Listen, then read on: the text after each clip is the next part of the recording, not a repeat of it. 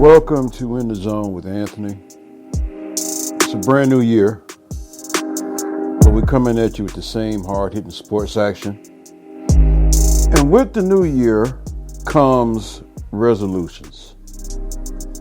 Yes, people make resolutions to say what they're going to do in this year that was different than last year. Well, there are also resolutions for NFL teams, and we have resolutions for the top 8 teams in the NFL as we get ready to head into the final week of the season. In essence, we're looking past the final week and looking toward the playoffs. Playoffs? I just want to win a game. Playoffs? Yes, playoffs. That's right, playoffs. So up first, Baltimore Ravens. Retain offensive continuity at all costs. The Baltimore Ravens should undeniably be considered the best team in football right now. But while their defense is one of the best units in the league, that seems like a stable for the Baltimore Ravens to always have a good defense. The offense has taken this team to another stratosphere. Lamar Jackson looks poised to win NFL MVP, but the real MVP should go to the Ravens' first-year OC, Todd Monken. He has transformed this once one-dimensional offense into a machine on the ground and through the air. Monken will likely receive a ton of head coaching interest elsewhere at the season's end. Still, the Ravens must be prepared to do everything possible to keep Monken in-house for the foreseeable future. The Dallas Cowboys. Treat playoffs like regular season. The Dallas Cowboys look to be at their strongest since Dak Prescott's rookie season. But will we see this version of the Cowboys come playoff time? Recent history says it's an obvious no. Shout out to Ben Mallett right there. Another playoff collapse could have Dallas reconsider Mike McCarthy's job security and the willingness to give Prescott the extension he wants. To keep the momentum going, Jerry Jones should refuse to put the playoff logo on the field so his team thinks it's just another random game in October. Miami Dolphins, be more than just fast, and that they are. Jet fast. The Miami Dolphins' ability to beat up on bad teams ends as they face the Bills in Week 18 with the AFC East title on the line and leading into the postseason. The offense needs to open up more than just having guys flying around. Defenses have caught up to the Dolphins as they've stalled in the red zone consistently over the past couple of weeks. And thus far, they've failed to make adjustments to create a more diversified offense. Hopefully, Mike McDaniel has an answer to the fast narrative he's pushed all season, because if not, they'll be home early. Detroit Lions, pound the rock. In a few weeks, the Detroit Lions will have their first home playoff game in forever. But to keep the playoff run going, they need to commit to run more than before. The duo of David Montgomery and Jahmyr Gibbs behind that offensive line has created arguably the best ground attack in football. How ironic. Detroit in Michigan, University of Michigan. What do they do best? They run the ball. It must be something about the state of Michigan. They just run. Getting Jared Goff in a shootout against someone like Matthew Stafford, knowing how vulnerable Detroit's defense can be, is a worst-case scenario. They need to let Montgomery and Gibbs combine for 30 carries per game and make their playoff stay legit. Can you believe it? We're talking about the Buffalo Bills now. Continue what's working. Buffalo has now won 4 in a row, and with a win over the Dolphins in Week 18, they'll grab another AFC East crown and be in position to make noise in the playoffs. No one wants to face Buffalo in the postseason. with Josh Allen playing MVP caliber football and James Cook giving the Bills an identity on the ground for the first time in years. Keeping the train rolling could have Buffalo in the AFC Championship, giving the Ravens everything they can handle. San Francisco 49ers. Health over everything. The Philadelphia Eagles' ineptitude gifted the San Francisco 49ers the number one seed in the NFC a week before expected. So they better do the right thing and shut everyone down for 2 weeks. The 49ers have no reason to be scared of anyone in the NFC playoff field, so ensuring they get there in one piece is what matters heading into the new year. Kansas City Chiefs, weapons, weapons, weapons. No one has openly admitted it, but Travis Kelce doesn't appear to be the difference maker he once was. We're seeing that the Patrick Mahomes-Travis Kelce connection can no longer make up for the lack of surrounding talent. It's hard to believe that in their current form, they can keep up with a team like Baltimore or even Buffalo, given how they've looked as of late. So heading into the offseason, priority number one has to be getting Mahomes some help, some players to complement Rashee Rice to make Kelce's regression less noticeable. Philadelphia Eagles, be prepared to tear it down too early than too late. The Philadelphia Eagles are falling apart. The locker room is crumbling. Fingers are being pointed at the coaching staff, and the players don't seem motivated. Who knows how the Eagles season will ultimately end, but assuming it goes bad with an early exit, Nick Sirianni should be out of a job. It's hard to believe the Eagles brass would pull the trigger, but there is no hope once the locker room is lost. Why delay the inevitable? Head coaches will be lining up to direct the talent on this team. So if the collapse continues, get the best name on the market and hope to salvage the locker room. And there you have resolutions for the top 8 teams heading into the final week and, in essence, the playoffs. That's right. The playoffs. There is also some other things that we want to look at as we look at the NFC picture. And no, we're not going to do that. I'll tell you exactly what we're going to do. We are going to look at some more news surrounding the NFL.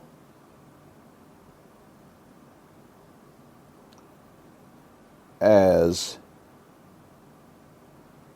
anybody who remembers anything, remember the beginning of the season when one particular football player says, you know what, I'm going for 2,000 yards.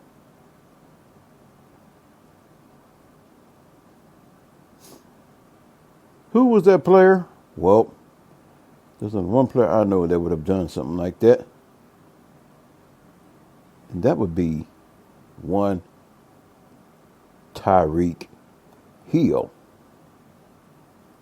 In addition to looking at that, I also want to look at parity in the NFL. That's right, parity in the NFL. In the world of NFL football, one term that has consistently defined the league is parity.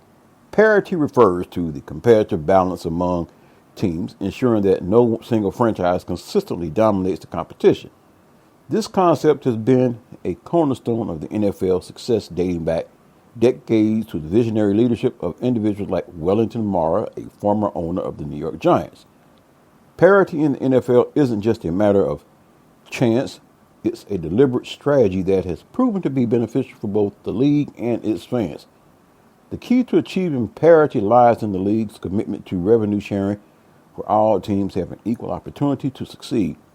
This approach creates an environment where every franchise, from the storied Green Bay Packers to the newest expansion team, has a chance to compete for the ultimate prize, a trip to the Super Bowl. Currently, as we head into Week 18 of the NFL season, it's remarkable to note that around 20 teams are still in contention for a playoff spot. This level of competitiveness and uncertainty adds excitement to every game and keeps fans engaged throughout the season. It's a testament to the success of the NFL's commitment to parity. The roots of this concept can be traced back to the days of Wellington Mara, who advocated for sharing television revenue and implementing the salary cap, ensuring that all teams had a level playing field. In today's sports landscape, such actions might seem unlikely, as seen in Major League Baseball, where teams like the Dodgers can outspend their competitors, leading to long-term dominance. In contrast, the NFL's revenue-sharing model and the salary cap ensure that smaller market teams like the Green Bay Packers can compete on an equal footing with larger market counterparts. This commitment to parity extends beyond financial matters and includes scheduling, such as intra-division matchups in the final weeks of the regular season. The NFL's commitment to parity also influences the draft process with the goal of maintaining competitive balance. Some may argue in favor of dynasties, but the beauty of parity lies in the fact that every team has a shot at glory. It sparks the conversation and debates among fans, such as whether the Miami Dolphins would prefer a home game against Buffalo or a challenging road trip to Kansas City as the lower seed in the playoffs. Just imagine that. Tyreek Hill back in Kansas City, putting a dagger or arrow in the hearts of Chiefs fans with the Miami victory. Imagine that. In the end, the NFL's dedication to parity is a testament to its commitment to thrilling competition, ensuring that fans across the country can dream of their team hoisting the Lombardi Trophy. As we celebrate the NFL's history and look forward to the future, one thing remains clear. Parity is the bedrock of the league's enduring success. So what I'm going to do right there, when you hear me talk like that, it can only mean one thing. It's time to take a break. It's not going to be that long of a podcast tonight, but it will be long enough to give you some good content that I hope you enjoy.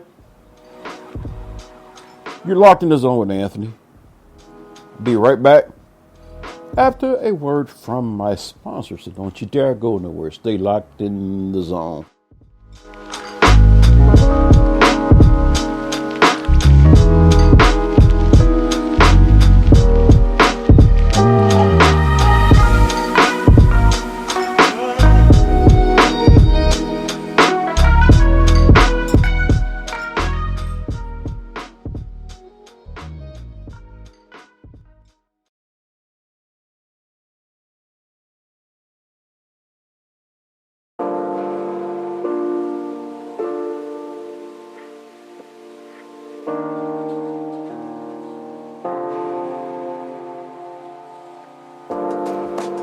Welcome back to In the Zone with Anthony. Once again, Happy New Year. Hope you all brought in the new year in a safe and fashionable manner. That way you can enjoy being in the zone with another one of the best podcasts throughout the state of Kansas. Because there is another one that has the claim of the number one. Of course, I'm not going to mention that here, but I'm pretty sure you have an idea where I'm going with that.